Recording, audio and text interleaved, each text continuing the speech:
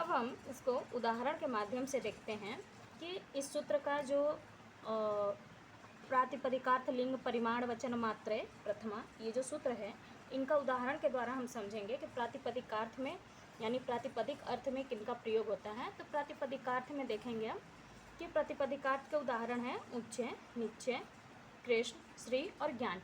ये क्या है? प्रातिपदिकार्थ के उदाहरण हैं। लिंग अर्थ में जैसे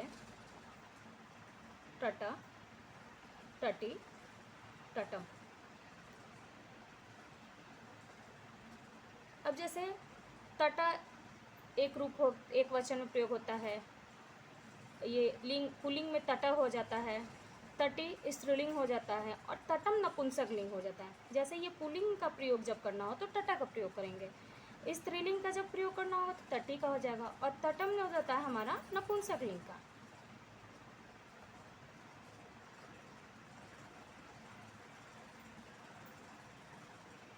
तो इसलिए ये लिंग में इनके अलग अलग प्रयोग हो रहे हैं, नियत अर्थ में नहीं है, ये अनियत अर्थ में प्रयुक्त हो रहे हैं। तो इसलिए हम इसे प्रातिपदिकार्थ की श्रेणी में नहीं करते हैं। उसी प्रकार परिमाण अर्थ में देखें, परिमाण अर्थ का है द्रोह, व्रीहि, ठीक। या जैसे हम चावल कर देते हैं 1 केजी चावल, यहाँ नाप तौल का हो, परिमाण यानी नाप तौल, नाप तौल की जहाँ श्रेणी होगी वहाँ भी प्रथमा विभक्ति का प्रयोग होगा। और चौथा है वचन में, तो वचन के अर्थ में हम प्रयोग करते हैं, जैसे एक वचन हो गया हमारा, ठीक है, एक का प्रयोग करने के लिए, फिर द्यो के प्रयोग करने के लिए और फिर बहवा अर्थ में, ठीक है। तो एक के लिए हम एक वचन का प्रयोग करते हैं, द्यो के लिए द्विवचन का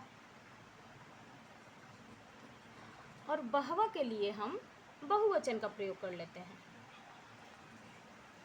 तो इस प्रकार ये क्या होता है कि नियत अर्थ में ये प्रयुक्त नहीं होते हैं वचन और जो लिंग होते हैं, क्योंकि इनका रूप बदल जाता है। ये लिंग जो होता है स्त्रीलिंग, पुल्लिंग, नपुंसक, ये तीनों प्रयुक्त होता है और वचन भी कहीं एक वचन, कभी दो वचन, कभी बहुवचन में होता है। तो इस प्रकार ये पहले सूत्र बोलते हैं कि प्रातिपदिकार्थ लिंग परिमाण वचन मात्रे प्रथमा, यानी जो प्रातिपदिक अर्थ हैं उनमें लिंग में परिमाण यानी नापतौल की क्रिया जहाँ हो और वचन के अर्थ में हमारा प्रथमा विभक्ति का प्रयोग किया जाता है।